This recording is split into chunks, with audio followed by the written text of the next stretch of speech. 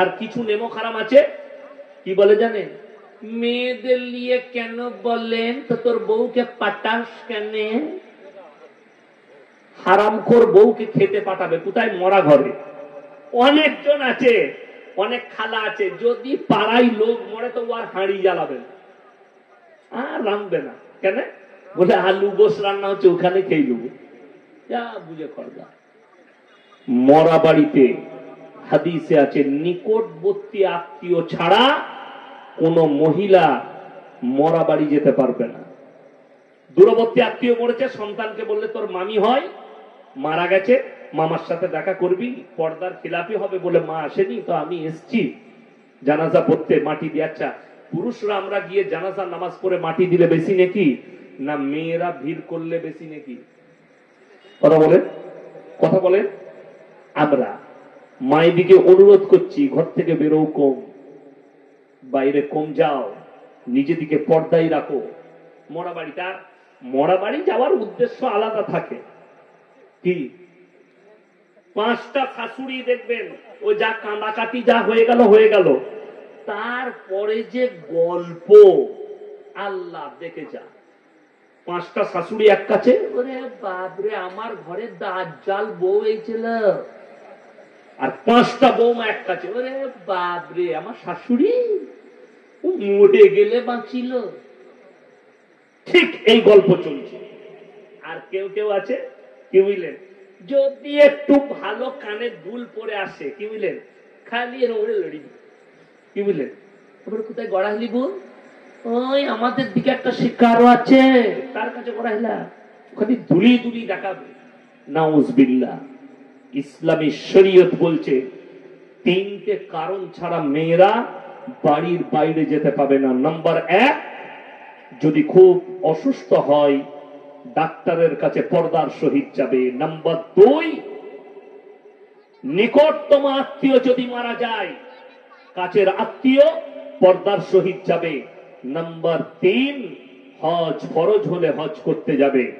আমার বন্ধুগণ ভালো করে বুঝবেন, আমার মায়ের দিকে বলছি, তোমরা পর্দার সহিত মরা বাড়িতে যাবে, পর্দার সহিত নিকটতম আত্মীয় মারা গেলে যাবে, কিন্তু ভেবে দেখুন তো কোথাকার কে মরেছে ও জানে না, ও ঠিক গাড়িতে গিয়ে শাড়ি পরে বসে যাবে, লোক মরেছে আমাকে যেতে হবে।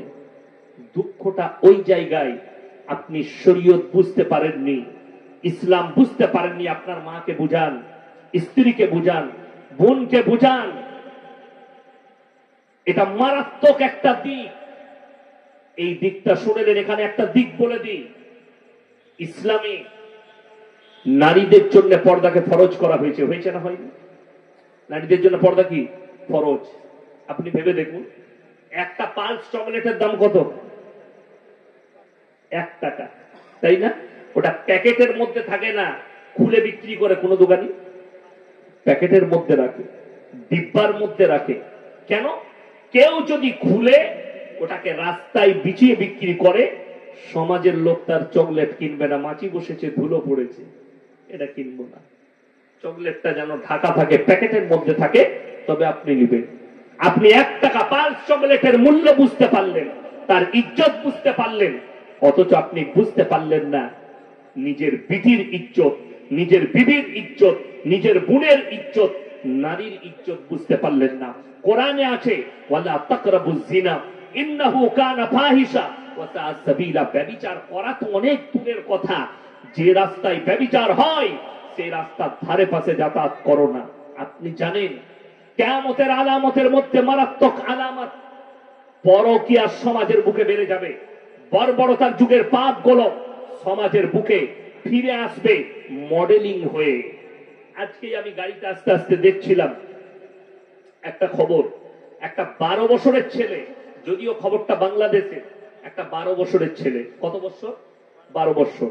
মানে ছেলেটা বালিগ হয়েছে, নাহলে হব হব। ছেলেটা বালিগ হয়েছে, নাহলে হব হব। 12 বছরে বালিগ হয়ে যায়। যাই হোক, 12 বছরের ছেলে মানে তার, সে তো খেলাধুলা করবে। কিন্তু জানেন কত মারাত্মক ব্যাপার?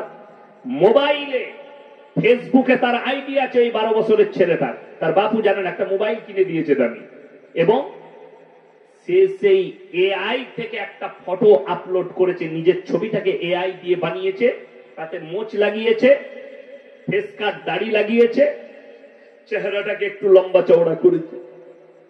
এরপর ও ফ্রেন্ডশিপ পাঠায়, তো একটা মেয়ে ফ্রেন্ডশিপ পাঠিয়েছে, তার বয়স 22 বছর।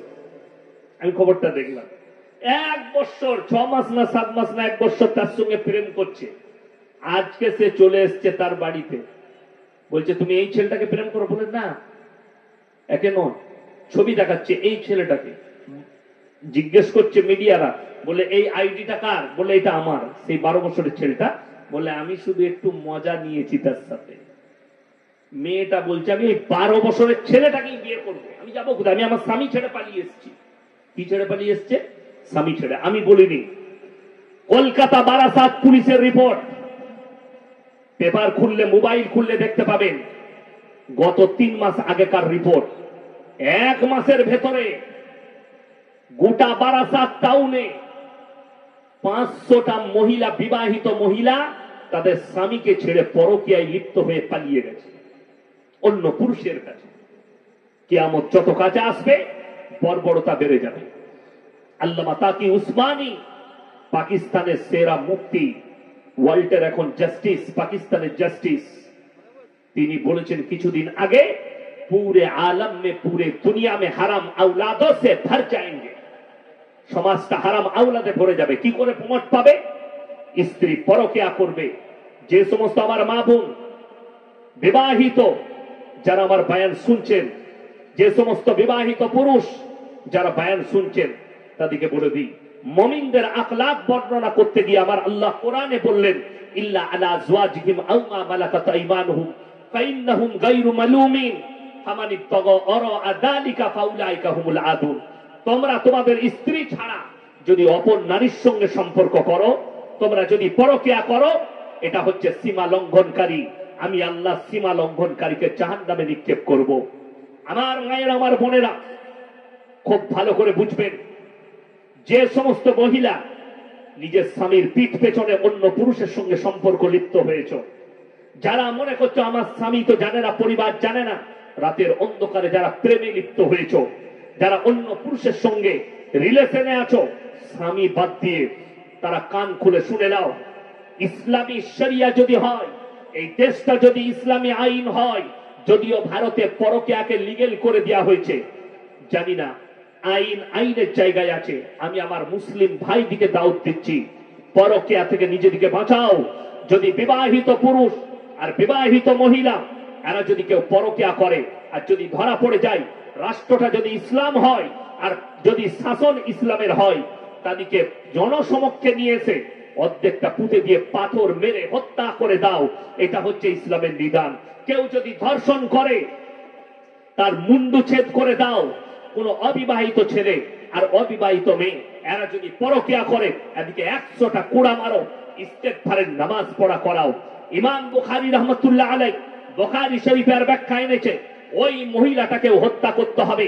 যে মহিলাটা, মায়েরা শুনবেন এই ভাষাটা ভালো করে, ইমাম বুখারী রাহমাতুল্লাহ আলাইহি উল্লেখ করেছেন যে মহিলা নিজের শরীর দেখাবে বাজারে পর পুরুষকে, নিজেকে বেপর্দা করে নিজের যৌবনকে দেখিয়ে পর পুরুষকে যারা উত্তেজিত করবে, এই মহিলাটার জন্য ইসলামী শরীয়তে পাথর মেরে হত্যা করার হুকুম আছে। এখন তো দেখতে পাবে অনেক মা বাপ তারা খুশি হচ্ছে, আমার মেয়ে টিকটক বানাচ্ছে, গানের টিকটক, ড্যান্সের টিকটক, অনেক গানের টিকটক বানাচ্ছে। সেদিনে একজন দেখা করতে এসছে, একটা বাচ্চা ছেলে এসছে, বলে হুজুরের সঙ্গে সেলফি নেবো। আমি বললাম কিসে পড়ো? তার পাশের জনা বলছে এই ছেলেটা গানের টিকটক করে। বলে সর এখান থেকে, বদনাম হয়ে যাবে আমার, তোদের মতো নেমো কারামের সঙ্গে ফটো তুলে চালা ইস্তেগফার করা, চলে যায় এখান থেকে।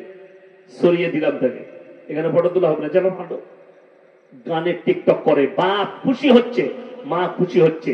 অনেক এমন নেমো খারাম বাপ আছে, মেয়ের জিনা করা পয়সায় সংসার চালাচ্ছে, ফেসবুক আর ইউটিউবে নিজের অ্যাকাউন্ট খুলে সেখানে ড্যান্সের ভিডিও ছাড়ছে, টিকটক করছে, সেখানে অনেক রকমের কাজ করছে, আর সেখান থেকে পয়সা ইনকাম করে বাপের সংসার চালাচ্ছে। আর বাপকে বাইকে চাপাচ্ছে, বাপ মনে করছে আমার মেয়ে বহুত ইনকাম করছে।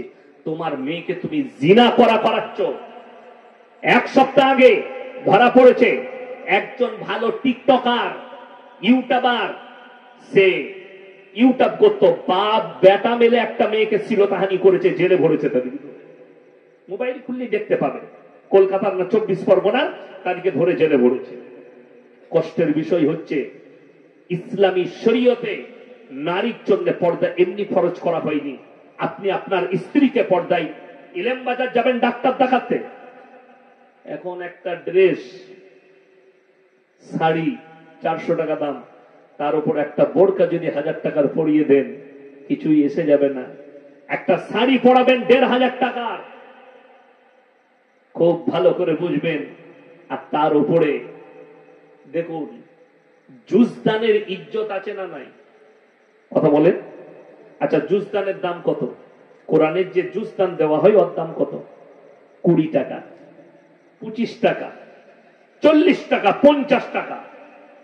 অথচ যখনই ওইটার ভেতরে কোরআনকে ভরে দেওয়া হচ্ছে, ওর ইজ্জতটা পৃথিবীর সব থেকে মূল্যবান ইজ্জত। আপনার স্ত্রী একটা নারী, দেখতে নারী, কিন্তু ওকে যখন পর্দায় ঢেকে দিবেন, পৃথিবীর সব থেকে দামি ইজ্জত তার হয়ে যাবে আপনার স্ত্রী। এ আমার যুবক শোনো, আজকে এই মোবাইল, আপনারা কি মনে করছেন দাজ্জাল আসবে না? দাজ্জাল অবশ্যই আসবে। দাজ্জাল শুধু একটা ব্যক্তির নাম নয়, পুরো একটা সিস্টেমের নাম হচ্ছে দাজ্জাল, পুরো একটা সিস্টেম। আর দাজ্জালের প্রথম ধাপ হচ্ছে এআই। এআই পদ্ধতি হচ্ছে দাজ্জালের প্রথম ধাপ। দাজ্জাল আসার পূর্বে রাসূল আকরাম সাল্লাল্লাহু আলাইহি সাল্লাম বলেছেন, তোমরা জানতে পারবে, বুঝতে পারবে দাজ্জাল আসার সময় হয়েছে কখন?